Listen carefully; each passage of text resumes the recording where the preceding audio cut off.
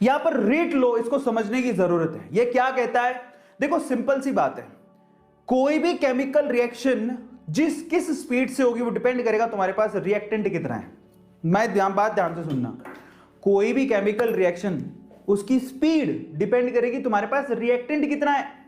आ गया समझ में? तो एक्सपेरिमेंटली उसको कैसे लिखा जाता है, जो रेट लो लिखा जाता है वो एक्सपेरिमेंटली लिखा जाता है। Now this is really very important, rate law कैसे लिखा जाता है, ठीक है? तो उसको हम लोग समझेंगे, रेट लो, उसके बाद डिफरेंशियल एक्सप्रेशंस पे चलेंगे।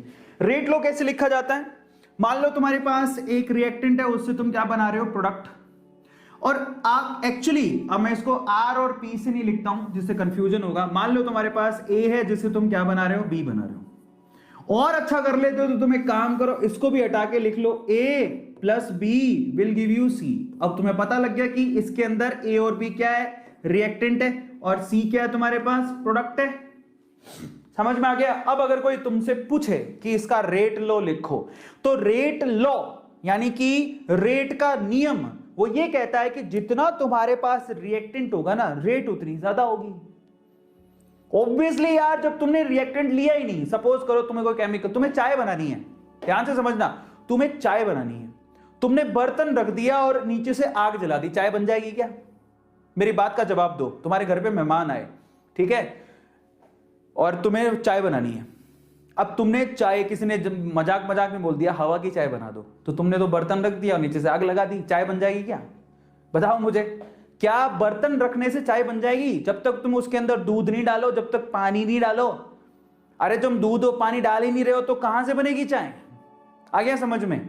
तो केस सारा इतना ही है कि रेट डिपेंड करता है कि रिएक्टेंट तुमने रिएक्टेंट कितना लिया है। तो फाइनली रेट लो भी यही कहता है, जरा समझो। रेट लो ये कहता है कि the rate of reaction is directly proportional to the concentration of A and the concentration of B.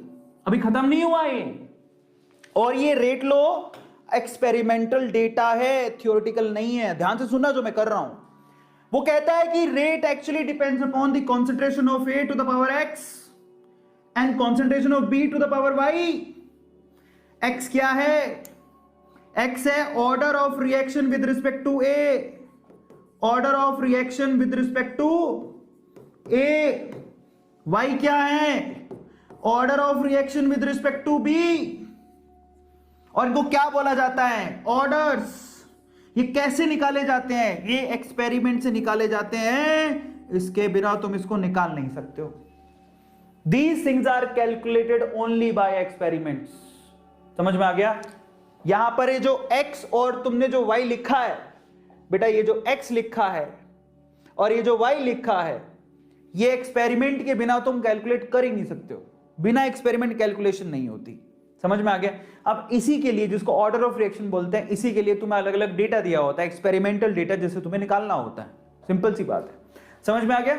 अब यहां से तुम्हारा खेल शुरू होता है। ओवरऑल x हो गया order of reaction with respect to a, y हो गया order of reaction with respect to b। x और y की वैल्यू एक्सपेरिमेंटली निकाली जाती है, और रेट को अगर ढंग से लिखें तो rate r is equal to, rate law कैसे लगता है देखो। अब आप प्रोपोर्शनलिटी का साइन हटाओगे तो तुम क्या लगाओगे? कांस्टेंट लगाओगे।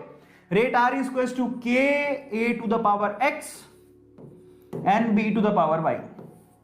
इसी को क्या बोलते हैं? इसी को बोलते हैं रेट लॉ। क्या कहलाता है ये? Rate law. के क्या है यहां पर? के है रेट कांस्टेंट। क्या है यहां पर? Rate constant. समझ में आ गया? और अगर कोई तुमसे पूछे कि फाइनली ऑर्डर ऑफ रिएक्शन क्या है, order of reaction is equal to x plus Y. जो भी एक्सपेरिमेंट, रेट लॉ के अंदर रिएक्टेंट के ऊपर जो भी पावर दे रखी है, ध्यान से सुनना, रेट लॉ के अंदर रिएक्टेंट की कॉन्सेंट्रेशन पे जो भी पावर दे रखी है उसको जोड़ दो। मतलब अगर आप x और y को जोड़ दो तो वो ऑर्डर ऑफ रिएक्शन होगा। पूरी रिएक्शन का ऑर्डर कितना है? That is x plus Y. समझ में आ गया? तो ये मतलब निकलता है इसका। इसी को रेट लॉ बोलते हैं। सबको समझ में आ गया? रेट लॉ में आप रेट ही लिख रहे होते हो और कुछ नहीं। और k क्या है? Rate constant. अब कोई पूछे k की यूनिट क्या है, तो k की यूनिट को कैसे लिखा जाएगा? k is equal to rate of reaction divided by, देखो रेट वो दोनों नीचे लेके चले जाओ, a to the power x and b to the power y। चलो इसकी यूनिट लिखते हैं। अब आप बताओ रेट की यूनिट क्या थी? थोड़ी देर पहले देख के आए थे, मोल पर लीटर पर सेकंड था ना। मोल पर लीटर पर सेकेंड। ये किसकी यूनिट थी? रेट की। नीचे क्या है? कॉन्सेंट्रेशन। कॉन्सेंट्रेशन तो इसको कैसे लिखोगे? ये कॉन्सेंट्रेशन की यूनिट मोल पर लीटर, उसकी concentration unit mole per litre, x plus Y, ऐसे लिख सकता हूं। तो यहां पर मैं क्या लिखूंगा? Mole per litre to the power x plus Y. x plus Y को मैं n लिख देता हूं। ये जोड़ोगे ना, इसकी यूनिट क्या होगी? मोल पर लीटर। इसकी यूनिट क्या होगी? मोल पर लीटर। उस पे पावर क्या आएगा? x, इस पे क्या आएगा? y। दोनों को जोड़ सकता हूं, तो डायरेक्टली लिख देता हूं mole per litre to the power x plus Y. तो x प्लस वाई को मैंने n लिख दिया। जरा समझो, x प्लस वाई को मैंने क्या लिख दिया? n। और n क्या है? Order of reaction. Order of reaction आया समझ में? तो k की यूनिट क्या हो गई? ये देखो, ये मोल पर लीटर दे रखा और यहां पर भी mole per litre to the power n दे रखा है, तो k की यूनिट क्या हो गई? मैं यहां पर लिखता हूं। तो फाइनली k का यूनिट क्या बन के आ गया? Mole per litre to the power 1 minus n। 1 minus n लिखूंगा क्योंकि ये क्या है? ये मोल per litre to the power 1 है। ये नीचे है, ये ऊपर चली जाएगी तो माइनस n हो जाएगा। आ गया समझ में? अगर इसको तुम हटाओ तो ये ऊपर जाके माइनस n हो जाएगा और साथ में टाइम इनवर्स आएगा, यानी सेकंड इनवर्स। Second inverse.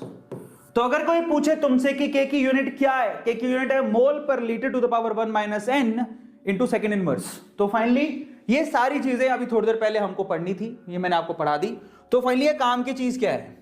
काम की चीज ये है कि रेट लो को लिखा जाता है रेट इज इक्वल टू के ए टू द पावर n। आप सीधे भी लिख सकते हो। मान लो ए ही एक रिएक्टेंट है, मान लो ए से बी तुम बना रहे हो, तो इसके लिए रेट कैसे लिखोगे?